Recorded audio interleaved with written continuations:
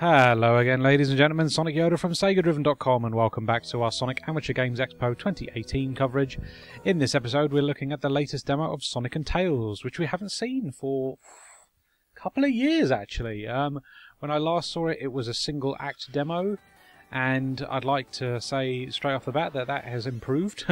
There's a little bit more of it now. It's a 3-act demo now, so Cyan Coast is the stage, 3 full acts of it. And I think it's improved quite a lot, actually, it's got to be said. It's still very similar looking visually.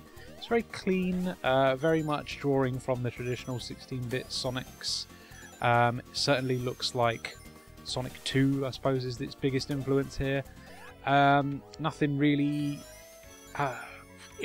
massively impressive going on, to be honest with you, with the visuals.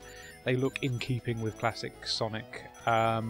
But there's not really a lot of custom art here in particular. It's drawing an awful lot from, you know, existing Sonic tile sets and sprites and artwork, which is fine because thankfully it plays well as well, and that's the most important thing. It plays very much like a traditional 16-bit Sonic. The only thing that they've added really is the drop dash. Seems to be a common occurrence with a lot of these fan games at the moment. The drop dash seems to have people have really taken to the drop dash quite a lot, and it's nice to have it as an option for a lot of these fan games now. We've got the peel out, we've got the super spin dash. It's your standard Sonic type affair.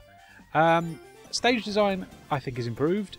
There's a nice balance between platforming and fast sections. Even though there's some water in this first stage, it's not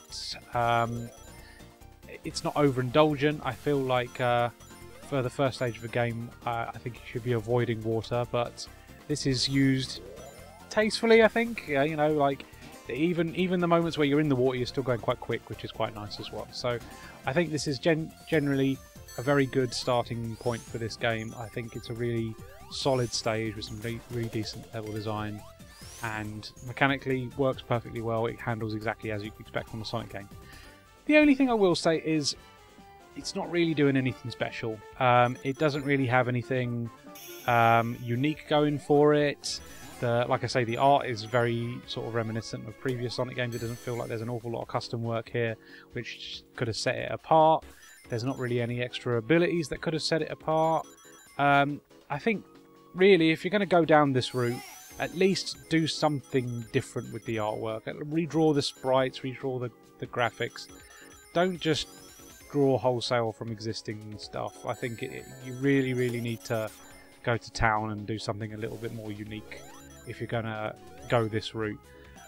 Again, no real problems with the way it plays. I like the stage design. I think it's a pretty solid 2D 16-bit Sonic effort.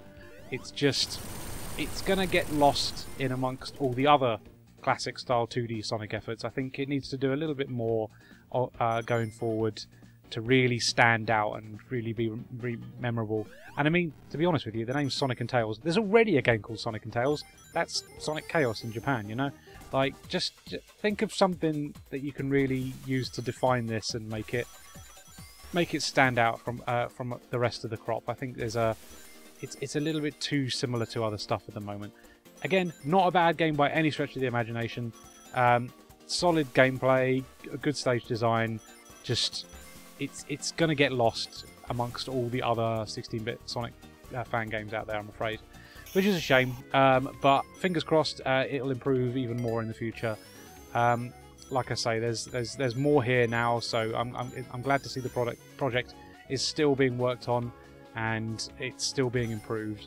So fingers crossed, next time we see it, it'll be even better.